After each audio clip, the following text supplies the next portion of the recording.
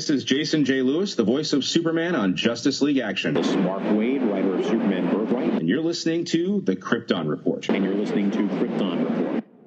Up in the sky, look! It's a bird! It's a plane! It's the Krypton Report! The All Things Kryptonian podcast, including Superman and Supergirl. We discuss games, movies, cartoons, TV shows, and comics. Find us on Facebook, Instagram, YouTube, and Twitter. Welcome to the Krypton Report. It is I, the Superman in blue, champion of the innocent, along with the muscle to my might, Superman red, champion to all those who need it. James, welcome. Hey, how's it going? It is going well, man. We're back, between, as everybody who listens to this podcast probably knows, James and I both have children who are pretty, they're young. Mine are younger than his. And sometimes children don't go to bed. And sometimes they stay up. And that keeps us very busy. Very busy. So sometimes I feel like James and I are sneaking away to talk. We're sneaking away to do this podcast for you fine people. So just remember that. Next time you're listening, you're like, man, what do these guys do all the time? We have to literally sneak from our children to do this for you. Yeah. I can't do this until after I put my kids to bed. And sometimes people know. You'll hear my kids in the background. But right now, they're actually laying down. But hey, we're going to jump into this, and we're going to talk about Supergirl, Season 5, Episode 3. And his new cool thing, because James is awesome, James is going to break it down for us and give us a quick summary. So take it away, Mr. James. Supergirl, Season 5, Episode 3, Blurred Lines. Jean requests Nia's help in going deeper into his past, which reveals that he used his telepathy to erase his brother Malefic from his father's memory, as his father blames himself for Malefic's isolation due to his unstable power. Malefic then attacks Kelly by posing as a man named Pete Andrews, but gets away after a confrontation with Jean. Meanwhile, Kara, Alex, and James track down an alien who has the ability to shoot webs. They find the culprit in former Special Ops Commander Carolyn O'Connor, who is possessed by the spider-like Aura-fashioned symbiotes. Alex uses a device to suck off the alien parasite from Caroline. However, she is later mysteriously killed by an unknown shadow. Lena asks Kara to steal Lex's childhood journal, which is stored in a federal facility. Nia confronts Brainy about their relationship. All right, that's good. You had some more details in there I didn't even think about. But we finally, so we have been calling him Malefic because that's how we've heard it in other forums and how I've read it. But they've kind of pushed it together as one word as Malefic. And that's what we'll use, because I feel like it's kind of like the Kara kind of thing, Yeah, if they're going to call him Malefic, then we might as well go with Malefic. Yeah. Even though his comic persona is Malefic. Kind of like Jean Jones, where they call him John Jones.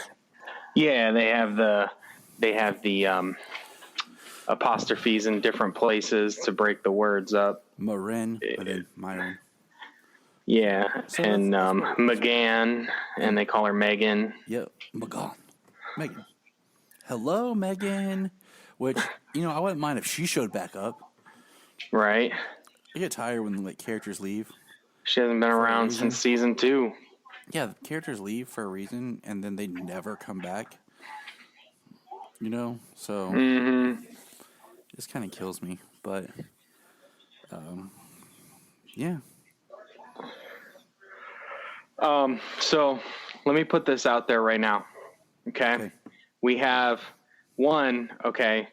this alien parasite in the form of spider tattoos. Okay. When the spider crawled out of the woman, came 3D up and then jumped on the guy and entered into his chest through his heart, I was like, oh my God. 'Cause I'm arachnophobic. I was watching, Scary Stories to Tell in the Dark the other night, Yeah. with Ashley, and the red spot with the spiders that come out of her face. I didn't even watch that. As soon as the spider started to, I had the pillow the blanket in my hand, ready to cover my face like a child when those were coming out. But so yeah, that was like that was cringeworthy. But the part that I have a nitpick with here is, but she webs Kara to a wall. There's no wall on Earth that could stop her. So even though she hits the wall, she can literally just like pull the wall down with her hands, with her arms. Like she's not stuck, but they act like she was stuck. There's no wall that she could be attached to on Earth that would keep her stuck there just by webbing. You know, I feel okay. So I've been thinking about this so far this season. This isn't a spoiler or anything. This is just kind of a... I feel like Kara's almost taking a back seat in this season. Like, instead of her being the focus, the main characters, like we've divided it up into like a 3-part story where we're following Brainy and Nia, we're following John and Kara, and then we're getting like Alex stuff. Like, I feel like right now, and the way this episode ends with Jimmy, I feel like we've gotten too large of a supporting cast. Yeah, well, Jimmy's going to be gone, right? And I this feel like season, this episode kind of sets up for him being gone. But kind of spoilers ahead for the episode we're talking about. But you know what I'm saying? I feel like her cast has bubbled so much that we've lost our focus of so much of just her. Yeah, you know, almost like, you know, her storyline, her is kind of just in the background, and it's like, oh well, we'll do this because it's Supergirl, but they're downplaying her. Yeah, she's definitely not the primary focus. I mean, you know, she's still involved in the central plot, and she's still the hero, but of the story. But you know, so far this season, though, every episode has been really good in bringing everybody's plot together. You know what I mean? Most of the time, all of the plots feed into the main plot of the episode. So it hasn't been a whole lot of filler for just for the hell of it, you know, basically, except for Nia and Brainy. But, you know, they got to have their CW romantic stuff going on. Yeah. There's always romantic tension, dramatic tension from somebody. They got to have their drama. Yeah, I mean, and we'll see how that plays out, you know. But that's nor here nor there at the moment. But we will see how that goes. I mean, this episode to me, you know, it works. You know, I feel like it's the episode that's really setting things up for, like you said, for what's to come. Yeah. Well, you know, it plays into Alex's larger character story. Right. It does help to push forward that Malefic is powerful, is powerful and is a threat. You know, we got a guest appearance from Sean Astin in this episode. Did that not like blow you away? Yeah, I was like, whoa. Like when was Sean Astin on? Like, he's on a CW show. I'm like, was he just like, hey guys, I'm in town, like big fan of, you know, Supergirl and the CW. You mind if I just swing by for like a day or two and do some work? Right. Yeah, Sean. Yeah. I mean, I felt like this happened. Like, I mean, okay. Now I could be wrong. I don't remember. if it's his father or stepfather. Because I remember him talking about it, but it's been so long and I'm not perfect. I am human. Was an actor. Okay. His father, John Astin, was Gomez in the 60s Addams Family show. But do you know what else he was? The second Riddler on Batman 66. Oh, really? When Frank Gorshin wasn't there. Exactly. So, was not sure if you knew that or not. No, I did not. That's cool. I just couldn't remember if John Ashton was his biological dad or stepdad. I just remember him talking about it. Yeah, that I'm not 100% on. But I just thought that was cool, kind of bringing it back around, you know. I just kind of wish now that if they were going to, you know, they're going to bring in Sean Astin, maybe, I don't know, kind of wait and do something a little bit bigger. You know, maybe a couple more photo lines.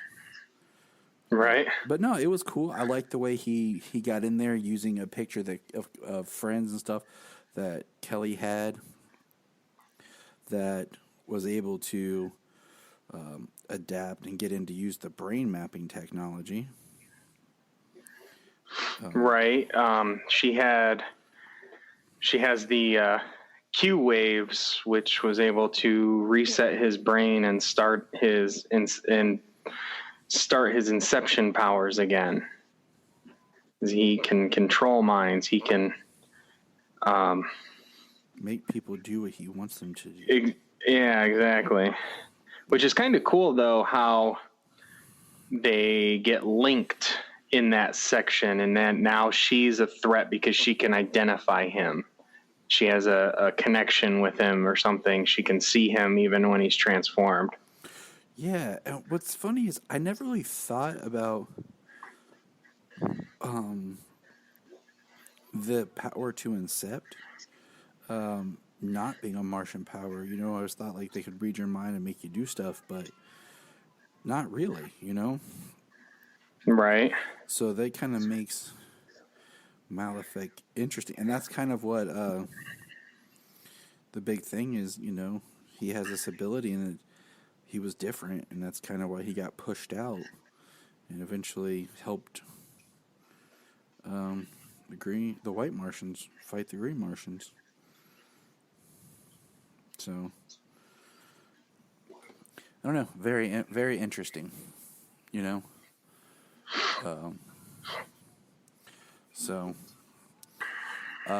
You know, this episode saw more of the just overall of what kind of like what Lena's up to. She needs these Q waves. You know, Malefic, every person that he's taken the form of, it's been kind of neat because it's kind of like, who is Malefic? Because he, you know, like Jean has his Hank Henshaw form that he always kind of returns to. But Malefic doesn't have that form yet. Right. Yeah, he doesn't have one human form that he resides in. So I'm kind of like, oh, okay. Maybe that's I don't know. Maybe that's good. Maybe it's bad. I mean, it's definitely good for budget, especially if they use people they just have in the background. But we see that Kelly is linked, can see him, and basically they have to send Kelly away with Jimmy so that she's not hurt. And I feel like out of everybody on the show, like Alex has the quickest, like, romantic relationships. They like come quickly and she falls hard. Right. You know, it's just interesting. You know, like Cars like had her big Mon-El thing that's gone, but for some reason Alex is just like, boom, I'm in love with everyone I come in a relationship with. Pretty much. I guess my thing too is just watching some of this. I get tired of like these characters pop in, they're a huge impact on a season, and then they're just gone. Like Sam. But there's been nothing about what happened with Sam and Ruby since they left. And they were a huge deal. You know, it's just like, man, It's almost like they're trying not to like mention a lot of stuff from the previous season. But whatever. Yeah, I mean, not a whole lot does carry over from season to season. I mean, one thing that Sam and Ruby, that's kind of messed up though, just because, I mean, yeah, she was a bad guy of the season, which we usually don't hear much about, or, well, I mean, they discuss them or they talk about them, but we usually don't see them much again. Yeah. After the season, which is fine, but also she was a friend, you know, she was a friend of everybody. And, you know, she was the bad guy, but then they saved her, you know what I mean? Right. Like, and then, yeah, boom, that's it. So but I'm just, you know, spitballing. She said, screw you guys, I'm going home. I really, because my thing is, above all else, is like, I like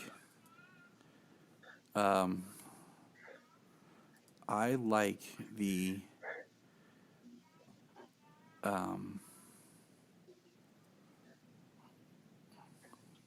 lose your train of thought? Yes. I like the work with John. Sorry, Sayla's awake now, yelling into my monitor. So I do hear her. I do hear her a little bit. Exactly. Excuse me. She's awake, and that's why I was just kind of like, she's okay. But what I was saying is, I like the story with Jean. I always am a sucker for. I think Jean is a very strong character, and I'm always a sucker for anything they do with him and his family. Like I said, how many times that they could have done a whole show, a Martian Manhunter show called "Me and My Dad," me and my Martian, dad, you know, and then done me and my Martian dad, and then done the Malefic story and that. Like I find his acting compelling. And right, yeah, David Harewood, I believe, right? Yep. Is Hare, yeah, because he's British. It's the A has the Harwood to it or not. Yeah, that might be it. Yeah, he's really, you know, he's really good, and I think playing a telepath character, that he's acting very much like an empath, like feeling everything so much stronger. Like when he's hurting emotionally, when he feels pain from other people's minds and from his own and stuff, like he's acting the hell out of it. But this episode was cool. I feel like it had a lot of beats, but just not a lot happened. Right. Well, you know, we're seeing what's going on here. The interesting thing is the Monitor brought Malefic in. So, but beyond that, we haven't had any real connection to Crisis so far this season. That's what I was going to start mentioning with each episode, is there's nothing that lingers back to Crisis. You know, and I feel like that's because right now so much of the Crisis is centered on Earth 1, because that's where Barry is and Oliver is at the moment. You know, spoilers for other shows, but, you know, Oliver was on Earth 2 and now he's not. So yeah, for what I've seen, being behind on an episode or two right now, Tuesday nights, Flash and Arrow, it's like Crisis night. You know, those are the two shows connected most heavily to Crisis coming up. Which makes sense, you know, because technically Black Lightning and Supergirl on different Earths and Batwoman's timeline, she's not to them yet. Yeah, she's still currently before Elseworlds. Yep. Which, however, that'll fit in, like how many episodes of her show will it be before I think Elseworlds is, and it's then 8 because I think the storyline they're supposed to wrap up is right before her Crisis episode, and then it jumps to her Crisis episode, which is now current time. So you would have the first part of her season, the Elseworlds episode, then Crisis, if you're doing it linear. So I mean, linear. They would probably jump it, a handful of months. Like this story would go up, and then basically it would be Elseworlds, and then we got like a handful of months of a time jump or something into her Crisis episode, and we'll go forward from there. Not necessarily a full year, like every show in between seasons, typically a few months. Sometimes they pick up right away, but if they do, the next episode, they're like, oh, well, now a couple of months has passed, and this is what we're doing now. Exactly. So that wraps up Supergirl Season 5, Episode 3. Now we're going to jump to news, because we got some news. News. All right, so to kind of slither it in there, first of all, 1, Krypton is still canceled. 2, so we haven't touched on this, but supposedly there's talk that J.J. Abrams might be developing the reboot of Superman. We haven't really talked on this yet, but we kind of been meaning to talk about it. You know what? I'm just going to say it's exhausting, sometimes. All this stuff. If they want to reboot Superman again and J.J. Abrams is behind it now, okay. As long as he doesn't try to do his flyby script, I feel like where J.J. is now, we would get a good Superman, just because I feel like, much like he did with The Force Awakens, he knows how to play it safe, play to the strengths, play the greatest hits of what people want to see. Compared to what he would have done had he gotten to do Flyby, or his script had been done. And that's really all I'm going to say about that for now. Comments, James? I don't want I don't want a full reboot. I don't want another actor in the role. If we get it, of course I'm going to see it and see how it goes. It's not about what we want. It's what they're going to give us. I know. I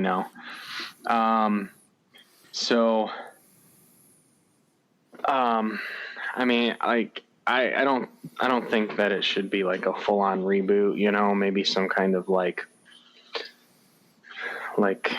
requel, like a soft reboot, where we don't get the origin story, but we get another story, and it's, and they just, use what will work from the past and, create a good, satisfying story moving forward, and, meet somewhere in the middle between, say Man of Steel and Superman the movie. Meet somewhere in the middle. You know what I mean? Don't try to be Superman Returns. And, even though I love Man of Steel and I love Zack Snyder and the action and everything, it's so great. I want a little blend of both in a Superman movie. Meet in the middle. Right, exactly. So, and I want Cavill back in the role. He's great. He really is. And off topic, but I can't wait till December 20th to check out The Witcher. Yeah, me too. Even though one scene kind of just made me go, oh, man.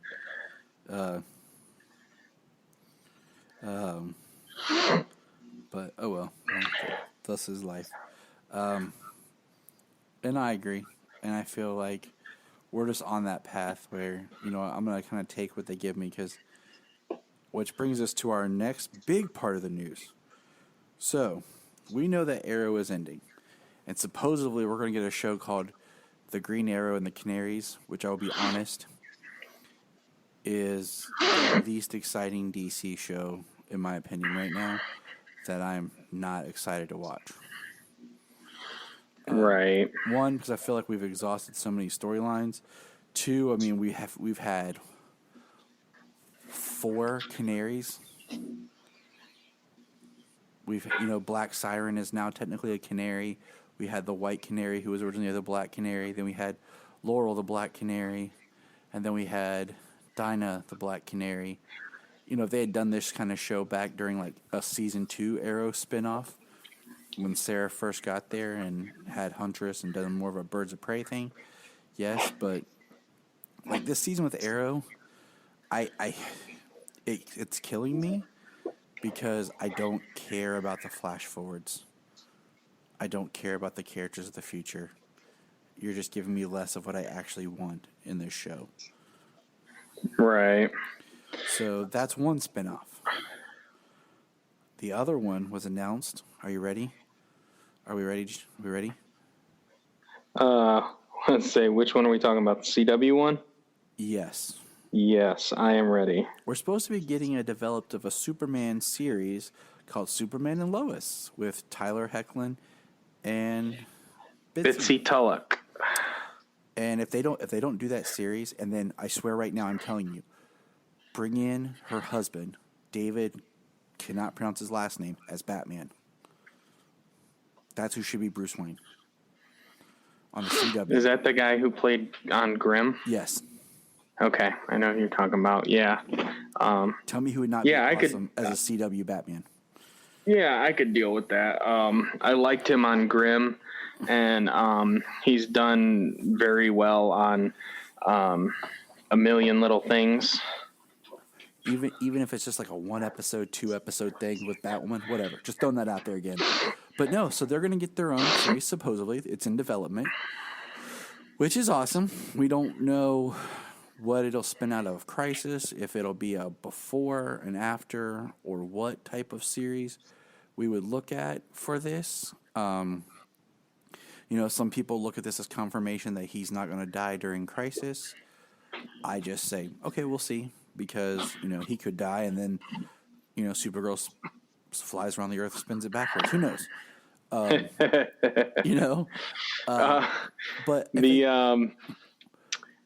Tyler Hoechlin has posted on social media about the story that they have to tell and stuff like that, and he does mention like being a super parent and stuff like that. So, right, which I think is the wise move to do with this character. Kind of making this the series in a way like a spiritual sequel. We'll use that term. A spiritual sequel to Lois and Clark. Because if it's going to be called Superman and Lois, kind of similar play in the wordage. But you know how like Lois and Clark ended, where they were going to, basically a baby was dropped off at their doorstep.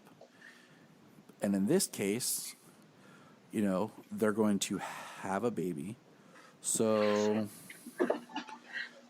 I think it's the right progression for the character. It's Lois and Clark farther into their relationship, and with a new dynamic that's never really been explored in live action. So why not make that the show? And I'm cool with that. Like, I'm excited for that. My thing is, it's going to be a 22-episode series or like a limited series. Right. Well, it is a short. The story of Superman being a father is new. Yes. It came about through the end of the New 52, and it's strong in reboot. A lot of the Superman in action stories, and John Kent was always around. Superboy was always around and involved, and then him and Robin had their own books and Super Sons. So definitely a newer set of stories that can be told, and a lot of freedom, because they're such a young character when it comes to the comic books, and how much time that we've had with him Right, because honestly, he's born in Convergence, Superman issue 2. And then the next time we see him, we jump and he's a boy. A little boy. He's 10 years old. So that gives a lot of time, and it's something fun to play around with for the character, for the other characters, for Lois and for Clark. It gives us a new angle. But the hard part is Supergirl has mined so much of the villain and stuff aspect of Superman's story. What would be his story? Since so much do we ask ourselves, where's Superman? What's Superman up to? Why Supergirl's doing something? What will this show have? I haven't done too much of that. We've all done that, James. we do it all the time.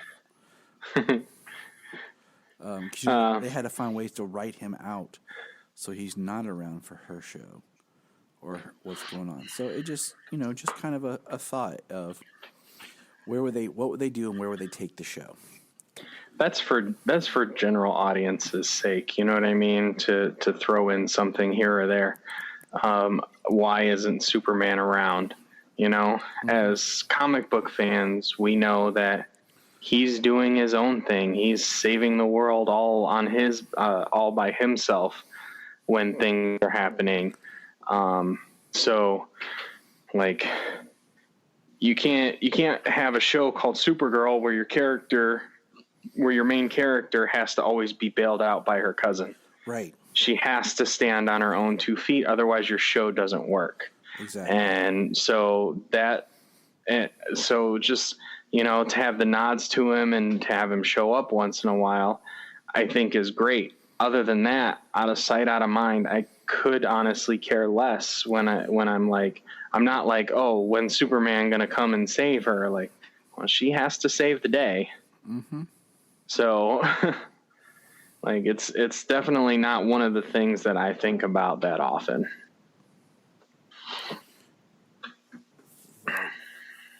So we got that coming down the pipeline, which you and I have discussed. Like, I really enjoyed Tyler in season 2 of Supergirl. I really, really did. I feel like something was off, and his Elseworld performance. And one of the scenes I liked him the most in was cut from the show. It's a great scene between him and Oliver.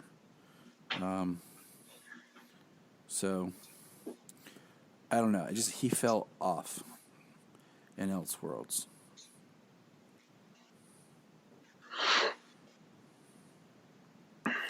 But, all right. So, the next big announcement is HBO Max is going to be producing a live-action Green Lantern series produced by Greg Berlanti.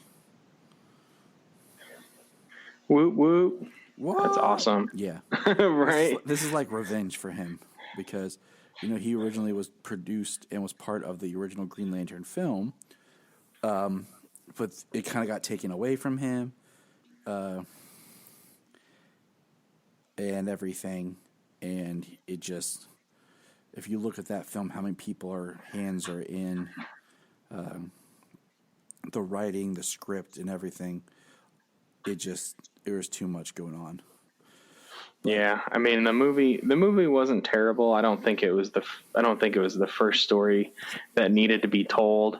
And Ryan Reynolds is great, but I don't think he's Hal Jordan. No, I never did. Me neither. And and it's still Ryan Reynolds. He's still fun to watch in the show. And then we got Taika Waititi, and the special effects are amazing. I mean, the movie costs like $250 million to produce.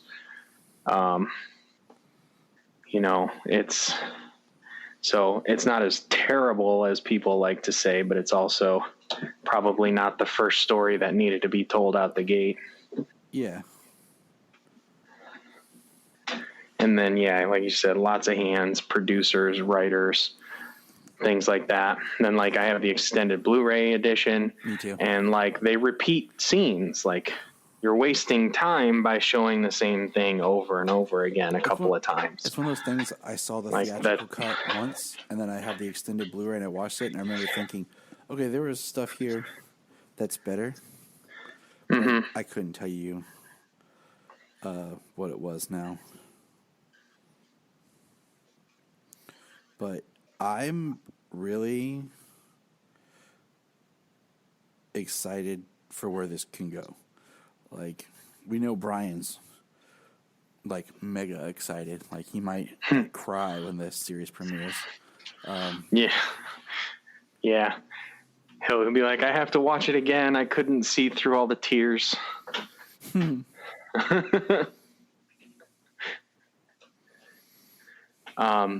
I mean, I'm excited. I want to see where it goes. The Green Lantern Corps, I haven't read a whole lot of them, but, you know, I've seen a lot of it in cartoons, and they've been around in a lot of books, especially Justice League and stuff.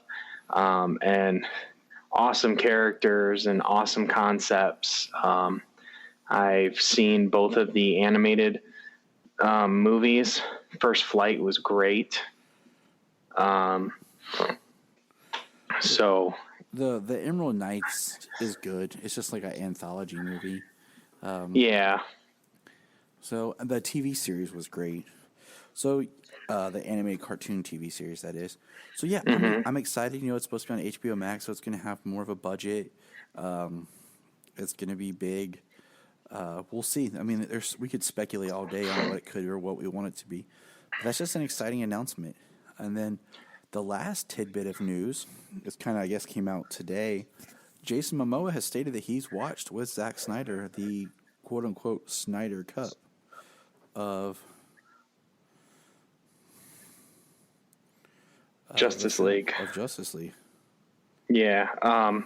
Well, you know, he had posted a while back that he watched the Snyder Cut, and that was when he posted the video as well of when he gave Snyder that brand new expensive camera and everything as a present. And he was singing his praises about watching the Snyder Cut at that point. And yeah, there's a new interview out saying that he watched the Snyder Cut, that it's way different than what was released in the theaters, and that the special effects are much closer to finished than what people speculate. Bro, I'll watch it with just like crap special effects. I don't even care. Yeah, unfinished, you know what I mean? Yeah. As long as it's, you know, at least the that scene is there and there's enough that I can tell what's going on instead of just a bunch of people in front of a green room talking. Yeah, green screen and you know, little like markers and things like that. People holding poles with markers on them and crap. I mean, give us something like, even if the special effects were like the deleted scene that they gave us at the end of Endgame with that crappy looking Hulk and stuff like that. You know what I mean? That's unfinished special effects, unfinished scene. Which is like, embarrassing if you're Disney. Yeah. Like they released that. Whatever, you know, they released it just to have the movie back out in theaters for another month. But, I would watch Justice League if you know, some of the scenes were like that. The Snyder Cut, if some of the scenes were like that. Mm-hmm. Oh, I would. I know that the Snyder Cut is better and has a lot more to offer than what they gave us. But that is our news. And now we're going to jump back over to our Girl of Steel and continue and talk some more Supergirl. Yes, Supergirl. Season 5, Episode 4, In Plain Sight. And Super James, do you have a synopsis for this one? Yes, I got something here. With the help of Nia, Kara discovers that William is an undercover reporter who suspects that Andrea is a criminal. Excuse me. Jimmy and Kelly return to their hometown, which they find corrupted by the presence of a new prison. They meet a teenager named Simon, who James helps in his mother's case. Malefic takes control over Alex, but is saved by Kara and John. Brainy and Nia reconcile in their relationship, and James leaves National City to take over his hometown newspaper. It is revealed that Malefic was actually teleported into Lena's office instead of the Phantom Zone, as Lena forges an alliance with him. Dum dum dum. Lena, man, Dude, like she is like going down the dark path, man. Like, this is like her descent to madness. Like, she's falling into the evil. But this is her like episode 3. So, as smart as Lena is, okay, as smart as Lena is, and I mean, I understand that last season it was a lot. You know, she's had family betrayal, but there was family betrayal. There was friends betraying her, you know, Eve pulling a gun on her, and then she learns about the lie. So she had a lot built up on her plate. But man, is she holding a grudge for being lied to. Like, she's a Luthor for one. Kara is a Kryptonian. She's Supergirl. You know what I mean? Like, they don't just go around telling people their secret identities. Like, she just, all of this, the world is, I need to make the world a better place so people won't lie anymore, because my friend lied to me about being a friggin' alien from another planet who saves the world every year. Like, and I mean, Kara's apology was very strong and heartfelt, and I mean, it was probably the reveal. Her reveal in the first episode was probably the best scene so far this season. Like, yes, and she's genuinely trying, you know, like with Lena, and I'm just like she even in the last episode, she breaks into that federal facility and steals Lex's journals. Yeah, for Lena. And I feel in one way, okay, like we discussed, like James is leaving the series to go beat Jax and fight in the Mortal Kombat tournament. Well, actually, what's interesting is in this episode, jumping to the end there, James says, "Call me Jimmy." He doesn't. He finally has identified who he is inside. He's no longer James, because he was trying to be James. He was trying to be somebody and stand out from what he used to be. So he went by James. Now he's like, "No, call me Jimmy." I'm Jimmy. And he's comfortable in who he is. Exactly. I'm Jimmy.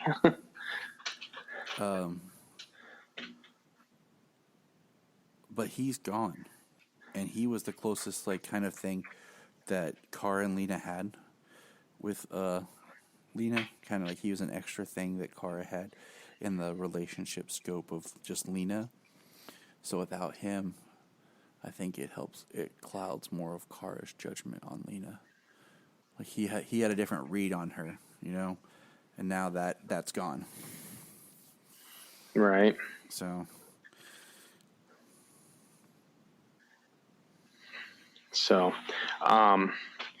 pretty crazy how Lena's like, oh yeah, like this is so timely for her. She's studying these Q waves. She's got information from Lex's journals, and the knowledge of Malefic's inception powers, and the fact that these Q waves can be used to make people good. You know what I mean? Mm-hmm. Like Malefic's powers, the inception powers. She can use the Q waves to make people good. And like how timely that she is brought into the DEO, because the psychic inhibitors shorted out when Malefic used his powers. He was more powerful than those inhibitors. And then, you know, his phasing powers, he phased through the Phantom Zone projector beam, and he and he escaped. Right. All very, very powerful things. Yeah. How did Lena make it a teleporter and teleport him to her lab? Because he's super smart and Braini's emotionally vulnerable. Because he can only there you go 100% with Nia. He can't operate on anything less. So yeah, you nailed it. Brainy wasn't paying attention to her. So, she did make a good point though, when she said, "You've tried a lot of things, Brainy. Have you tried changing the variable, asking for help?" Which is sound advice. But this episode was cool because we got to see James at his home, and they kind of could almost do a whole spin-off series. Jimmy Olsen fights the giant corrupt prison that's taken over a town with his new best friend, house squatting man Simon. Right. Abandoned and orphaned Simon, whose parents are in prison for 10 years for shoplifting. That's like some Jean Valjean stuff right there. I do like the scene, though, where they go into the grocery store and the guy's like, he's stealing. She's like, it's not stealing if he hasn't left the store yet. And, she says, he's getting it from me, I'll pay for it. And they just cover, for him because, James has a good sense of character and about people, and he steps up, and, I'm glad, he, just to kind of, it's out. I forget that it's out that he's Guardian and he's other places, so back at his hometown, they're like, oh my God, it's Guardian. And, he buys the local paper because he's going to take down on corruption. And I like how he finds a loophole. He's like, she can stop me from reporting or writing for a paper, but she can't stop me from publishing one. Yeah. I'm like, yeah, he's like, stick it to Andrea Rojas. Exactly. Take it. And Andrea is even crazy. She's a character that's just coming along. What is her game? What is her deal? Because she seems like she's about to snap or go off the deep end somewhere. Yeah, well, we get in this episode that William is investigating her, and investigating her supposed criminal activity. The doctor who was killed in the last episode, at the beginning of the last episode, by the tattooed assassin. Mm-hmm. He was involved in something with Obsidian, and as well as who was it down in Mexico City in this? Elena something. Elena Torres. I had to think for a minute. She was basically on the chopping block to be killed next. I don't recall what her connection was, but she has, William has a board in kind of like this. It's kind of just like a squatting apartment, someplace he disappears to when he's trying to connect the dots. But other than that, it's not like it's his place to go. It's not like his home. There was no furniture or anything. There was a table and a board with pictures and paperwork and, yarn connecting the dots and things like that. But, do you believe him? Do I believe him? Yeah. He's doing something when it comes to that. And typically when it comes to the board and everything, he's investigating something. Do you believe the story that he's there undercover and he's actually a good guy? I'd like to see him be a good guy, him, doing what he needs to do. But, and his whole, it killed me to act like that, to you and this and that. Okay, man, you go on and be the male Lois Lane here, get your crush on. But, get your crush on. Yeah, that was a little, okay, man. I get, you don't want to be this guy that you're portraying so that people won't want to, get to know you. But I don't know. I also feel like in some ways, like we were talking, like I said earlier, characters I feel like they're running out of like steam. I feel like in a lot of ways Dreamer has served her purpose. Like she's carried over, and I don't feel like she really, I don't know. I feel like she's there, and they're at that point where they're kind of struggling what to do with her. They could be. I mean, she was helpful when it came to John and Malefic's history to this point. Right. But yeah, but like, what else is she going to do? What do they have planned? Like, they kind of wrote that for her. Like, yes, we can do this. I'm sure they could have found another way, to do that, like with the machine that Malefic used. Yeah. Speaking of which, so we find out for sure that Jean is the one that erased Malefic from the memories of himself and his father. Basically, the Martian equivalent of murdering your brother. Which explains why... It's a perfect way of explaining why Malefic has never been brought up before. Yeah. Like in the Martian culture, Jean definitely talks about like memory is, and it's been handed down, through Jean and his father. Memory is the most important thing. Their mind, the collective, is like the most important thing when it comes to Martians. So, for a Martian to be like killed, actually killed, the memory of the person still exists and they live on in the collective. But to be wiped from the collective like that is the greatest sin that they have. Mm-hmm.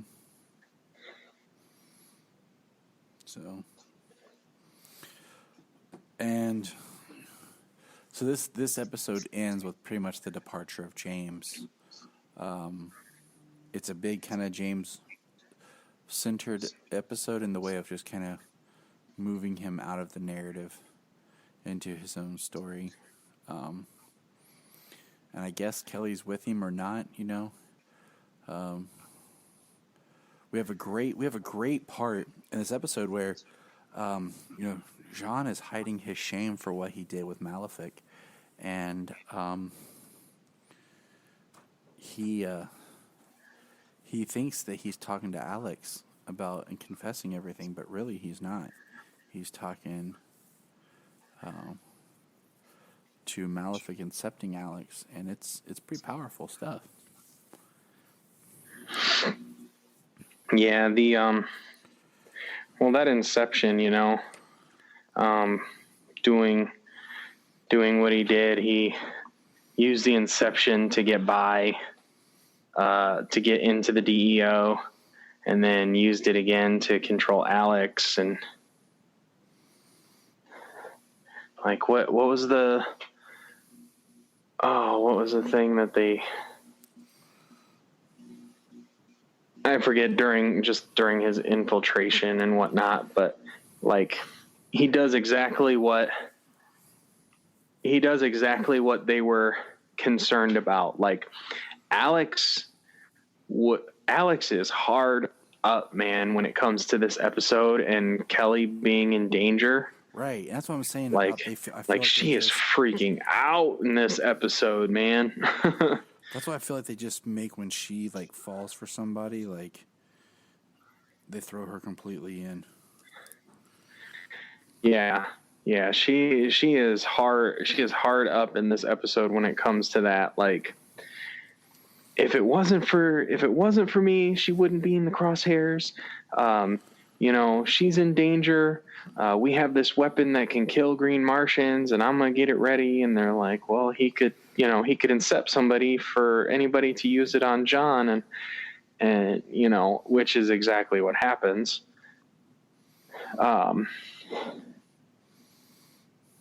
Although she kept firing on him, and he kept closing the gap. So I don't know. It doesn't seem incredibly effective. I like to think that they tinkered with it, so it wasn't. I almost would have liked to have seen the weapon used on Jean, and we think that Jean was destroyed, so that Alex all of a sudden feels horrible. Like at the end of the episode, that they stop Malefic, but like Jean gets destroyed because of the weapon, but really he's fine. he got like sent to another plane of existence or something. And and you know, one of those where it's like, you should have listened, Alex. How could you have used that weapon? Now Jean is gone. Right. But yeah, I think that kind of wraps up this episode. I mean, yeah. I'm excited to see what happens. I mean, we're all just kind of biting away for Crisis. I mean, we're all like, these stories are good, but just get to the Crisis, because that's what really matters. Yeah.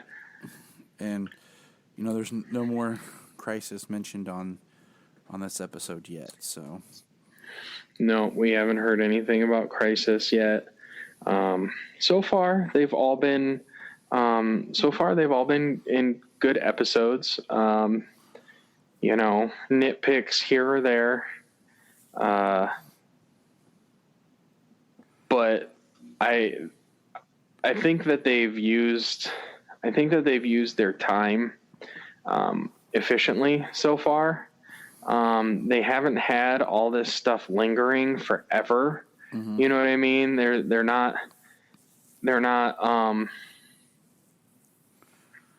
trying to build all this dramatic irony. You know what I mean? Like, it was the last episode where it was revealed that Jean erased Malefic, which is a horrible thing. Mm-hmm. And it was this episode, the next episode, that, you know, his sins are revealed to the family, to the friends. In a prior season or two, like, that would be 3 or 4. They'd have been stretching that out 3 or 4 episodes. Jean, what's going on with you? Jean, what's going on with you? This and that. It's just a Martian headache. Yeah, like with these crap reasons to just drag it out for no reason, just to fill up time. Like, yeah, they definitely need to, especially with these long 22 episode seasons, you know, mm-hmm. they need to have a couple of mini arcs involved, you know, kind of, keep things moving, you know, less filler, you know, have things work, don't stretch things out, you know. Yes. Keep the pace up. Keep us invested. Yeah. Because certainly last season they had some great episodes. They had a few of the best episodes of the series. But there were times when they really pushed, you know, keeping people invested in the story. Yep. By too much filler and trying to stretch things out longer than they should have. I totally. And so far, we don't have that problem this season. So let's keep our fingers crossed. We've got Crisis coming up in December. / soft reboot. Right. But we will talk more about Crisis and everything as it becomes more evident. And just remember, dear listeners, Look up in the sky.